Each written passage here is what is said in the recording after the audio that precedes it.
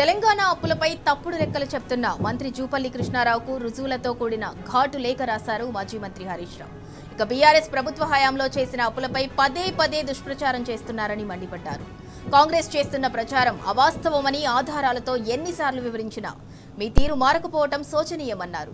BRS హయాంలో తీసుకున్న రుణాలు గ్యారంటీ ఇచ్చి ప్రభుత్వం చెల్లించే రుణాలు మొత్తం కలిపితే 4,17,000 కోట్లు మాత్రమేనని ఇప్పటికే అసెంబ్లీలో చెప్పానన్న హరీష్ రావు ఇప్పటికీ అదే లెక్కలకు కట్టుబడి ఉంటానని స్పష్టం చేశారు.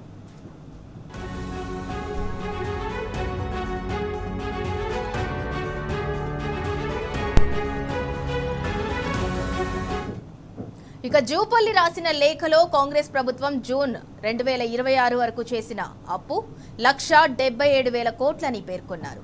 కానీ ఆర్బీఐ లెక్కల ప్రకారం సర్కార్ చేసిన అప్పు 1,86,000 కోట్లని హరీష్ రావు తెలిపారు. అయితే కాంగ్రెస్ సర్కారు ఎఫ్ఆర్బీఎం సహా అన్ని రకాల అప్పు కలిపి 3,47,294 కోట్లని స్వయంగా రేవంత్ రెడ్డి అసెంబ్లీలో ప్రకటించిన సంగతి గుర్తు చేశారు. మీలాగా మేము మాట మార్చడం లేదు, పూటకో తీరుగా అంకెలు మార్చి చెప్పటం లేదు, మేం చెప్పిన లెక్కలకు కట్టుబడి ఉంటామన్నారు. జూపల్లికి లేఖ రాశారు హరీష్ రావు.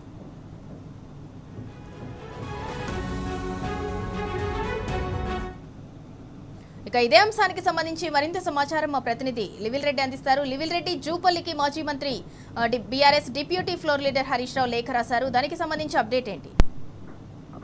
పదే పదే కాంగ్రెస్ ప్రభుత్వంలోని పెద్దలు, కాంగ్రెస్ ముఖ్యమంత్రి, స్వయంగా మంత్రులు కూడా అప్పులపై అనేక రకాలుగా బదనాం చేస్తున్న నేపథ్యంలో బీఆర్ఎస్ సంబంధించిన party deputy floor leader Harish Rao ఘాటుగా స్పందించారు. ఇప్పటికే అనేక సందర్భాల్లో ఆ లెక్కలతో సహా వివరించిన విషయం తెలిసింది. అయితే మరొకసారి కూడా జూపల్లి కృష్ణారావు తన అసమర్థతను, తన అహంకారాన్ని బయటపెడుతూ తెలంగాణ ప్రజల్ని మభ్యపెట్టే పనిచేస్తున్న నేపథ్యంలోనే మరొకసారి మాజీ మంత్రి డిప్యూటీ ఫ్లోర్ హరీష్ రావు ఘాటుగా స్పందిస్తూ ఒక లేఖాన్ని సంధించారు, బహిరంగ లేఖ రాశారు. బీఆర్ఎస్ ప్రభుత్వంలో చేసిన అప్పులపై కాంగ్రెస్ చేసిన దుష్ప్రచారాన్ని ఖండిస్తూ 2 నెలల్లో కాంగ్రెస్ ప్రభుత్వం రాష్ట్రంపై మోపిన అప్పుల గురించి వివరిస్తూ జూపల్లికి బహిరంగ లేఖ రాశారు.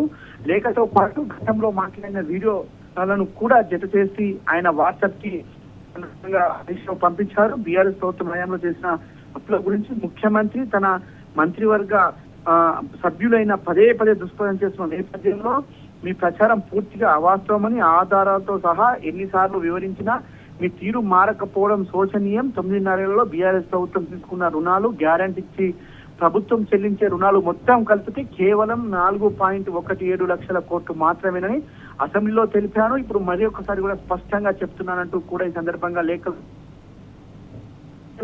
2023 జూన్ నుంచి డిసెంబర్ 2026 అంటే నిన్న మొన్నటి మంత్ వరకు కూడా 1,77,058 కోట్లు ఇవాళ తీసుకున్న రుణాల విషయంలో కూడా స్పష్టంగా చెప్పారు. రిజర్వ్ బ్యాంక్ ఆఫ్ ఇండియా లెక్కల ప్రకారం 2026 నాటికి కాంగ్రెస్ ప్రభుత్వం తీసుకున్న మొత్తం అప్పు 1,86,067 కోట్లు కాగా గత ప్రభుత్వం చేసిన అప్పుగానే చెప్తున్నారు తప్ప ఇవాళ కాంగ్రెస్ ప్రభుత్వం చేస్తున్న అప్పును ఈ లేఖలో స్పష్టం చేశారు. 2026 మార్చి 18 అసెంబ్లీలో జరిగిన సమావేశం సందర్భంగా ముఖ్యమంత్రి రేవంత్ రెడ్డి మా ప్రభుత్వం ఎఫ్ఆర్బిఎం అన్ని కలిపి అప్పుడు 47,294 కోట్ల స్వయంగా ముఖ్యమంత్రి ప్రకటించిన విషయాన్ని కూడా ఈ సందర్భంగా హరీష్ రావు పంపించారు. మీలాగా మేము మాట మార్చడం లేదు, పూటకో తీరుగా అంకెలు మార్చి చెప్పడం లేదు, మేము చెప్పిన లెక్కలను కట్టుకుంటామంటూ కూడా మరొకసారి స్పష్టం చేశారు. నేటికి మా లెక్కల ప్రకారం సుమారు 4.5 లక్షల కోట్ల అప్పు వివిధ మార్గాల ద్వారా మీ ప్రభుత్వం తీసుకున్న విషయం బహిరంగ రహస్యమే కదా అంటూ కూడా జూపల్లికి చురుకలందించారు. జూపల్లి బీఆర్ఎస్ ప్రభుత్వం చేసిన అప్పుల విషయంలో నేను అసెంబ్లీలో చేసిన ప్రసంగం వీడియో, మీ ప్రభుత్వం చేసిన అప్పుల విషయంలో ముఖ్యమంత్రి రేవంత్ రెడ్డి గారు అసెంబ్లీలో చేసిన పట్టిన వీడియో, అలాగే అప్పులకు సంబంధించిన ఆర్బీఐ అధికారిక లెక్కలు వాట్సాప్ పంపిస్తున్నాను, ఒక్కసారి పరిశీలించి వాస్తవాలను తెలుసుకోవాలని కూడా ఈ సందర్భం కోరుతున్నాను. ఇకైనా అప్పుల విషయంలో తప్పుడు ప్రచారాలు మానుకొని సజావుగా ఉండాలంటూ కూడా ఇతో పలికారు. ఛాలెంజ్లకు కట్టుబడి ఉండాలంటూ ఇప్పటికే బీఆర్ఎస్ పార్టీ ఆగ్రహం వ్యక్తం చేస్తుంది. నిన్న తెలంగాణ భవన్ కి స్వయంగా జూపల్లి వస్తానని ఆయనే ప్రకటించుకొని రాకపోవడం, ఆయన అవినీతికి ఆ మార్గాలకు చెప్పేసి కూడా మండిపడ్డారు. ఇప్పటికైనా వాస్తవాలను తెలుసుకొని ఆ ముఖ్యమంత్రి చేసిన అసెంబ్లీ వీడియోలో కావచ్చు, అసెంబ్లీలో మాట్లాడిన వీడియో కావచ్చు, ఇటు ఆర్బీఐ లెక్కలు కావచ్చు, కాగు లెక్కలు కావచ్చు, ఇతరత్ర అన్ని మాధ్యమాల ద్వారా వచ్చిన అన్నిటినీ కూడా పరిశీలించి ఇప్పటికైనా బుద్ధి తెచ్చుకొని బుద్ధిగా ఉండాలంటూ కూడా ఇవాళ చురుకులంటించారు. ఇప్పటికైనా జూపల్లి అంటే పౌరుషం ఉంటే ఇవాళ రాజీనామా చేయాలని చెప్పేసి కూడా ఇవాళ ఉదయం సంగారెడ్డి సభలో జరిగిన సమావేశంలో హరీష్ రావు తీవ్రంగా రెడ్డి అంటే మొదటి నుంచి కూడా గతంలో చూసుకున్నట్లయితే గతం నుంచి కూడా బీఆర్ఎస్ అయితే అప్పుల విషయంలో క్లారిటీగా ఉంది.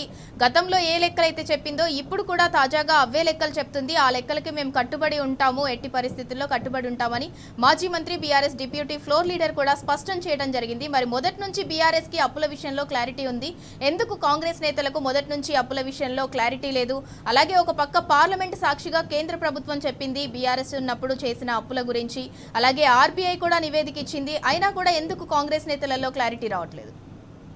మీరు అన్నట్లు ఏదైతే మొదటి నుంచి కూడా మొదట ఏదైతే చెప్తారో అదే లెక్కలు వాళ్ళు కూడా చెప్తున్నారు, భవిష్యత్తులో కూడా చెప్తారు.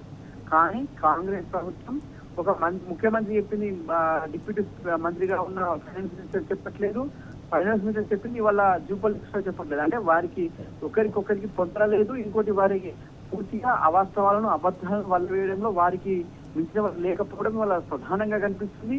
ఇంకోటి మీరు అన్నట్లు ఏదైతే ఆ పార్లమెంట్ సాక్షిగా ఆనాడు ఉత్తమ్ కుమార్ రెడ్డి 2022లో ఆయన ఎంపీగా ఉన్నప్పుడు అడిగిన ప్రశ్నకి జవాబుగా ఆ తర్వాత వారి మిత్రపక్షంగా భావించే బీజేపీ పార్టీకి సంబంధించిన ఎంపీ మాధవనేని రఘునందన్ రావు అడిగిన క్వశ్చన్కి నిర్మలా సీతారామన్ నుంచి స్పష్టమైన జవాబు వచ్చింది.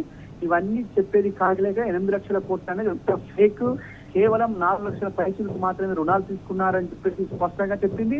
జీఎస్డీపీలో కావచ్చు, ఇతరత్ర అన్నింటిలో కూడా తెలంగాణ నెంబర్ 1 అని చెప్పేసి కూడా ఆనాడు నివేదికలు ఇచ్చాయి. ఎఫ్ఆర్బీఐకు లోబడే ఆనాడు రుణాలు ఇచ్చిన విషయాన్ని కూడా పార్లమెంట్ సాక్షిగా కేంద్ర ప్రభుత్వంలోని ఆర్థిక వ్యవహారాల మంత్రిత్వ శాఖ స్పష్టం చేసింది. కానీ ఇవన్నీ ఏది పట్టినట్టు పదే పదే ఒకరు ఒక్కొక్క రకంగా వివరిస్తున్నారు. ఇవాళ ముఖ్యమంత్రి అసెంబ్లీలో ఒక మాట చెప్పారు, పట్టి విక్రమార్క మరొక మాట చెప్పారు, ఆ తర్వాత మంత్రులు చెప్పారు. కానీ అదే రోజు స్పష్టంగా మీరు అన్నట్టు లెక్కలతో సహా మొదటి రోజు ఏదైతే లెక్కలు చూపించారో హరీష్ రావు స్పష్టంగా తెలియజేశారు. ఆర్బీఐ కాగు లెక్కలకు అనుగుణంగా పట్టినట్టు మళ్ళీ నిన్నగాక మొన్న ఒక సందర్భంగా ఏదైతే రైతు భరోసా నిధుల విడుదల సందర్భంగా ముఖ్యమంత్రి ఒక మాట, ఆర్థిక శాఖ మంత్రి ఒక మాట చెప్పిన విషయాన్ని కూడా ఈ సందర్భంగా పదే పదే స్పష్టం చేశారు. ఇవన్నీ పట్టినట్టు కేవలం పదే పదే అబద్ధాలు చెప్తే వాస్తవాలు అవుతాయని చెప్పేసి ఒక భ్రమలో ఉన్న మంత్రులు, ముఖ్యమంత్రి అదే పబ్బం గడుస్తున్నారు తప్ప ప్రభుత్వం ఏదైతే ఇచ్చిన హామీలు కావచ్చు, ఇచ్చిన అనేకమైన సంక్షేమ కార్యక్రమాల విషయంలో స్పష్టత ఇవ్వని వీళ్ళు కేవలం ప్రజలను రెచ్చగొట్టడం, ప్రధాన ప్రతిపక్ష పార్టీగా నిలదీస్తుంటే వారిని అణిచివేయడమే కుట్రలో భాగంగా ఇవన్నీ జరుగుతున్నాయి. వచ్చిన తర్వాత అన్ని రకాల సంక్షేమ కార్యక్రమాలు బంద్ అయినాయి. అన్ని ప్రజలు నేపథ్యంలో దాన్ని డైవర్షన్ పాలిటిక్స్ చేసే కూడా స్పష్టంగా కనిపిస్తుంది. వాళ్ళ హరీష్ రావు రైట్.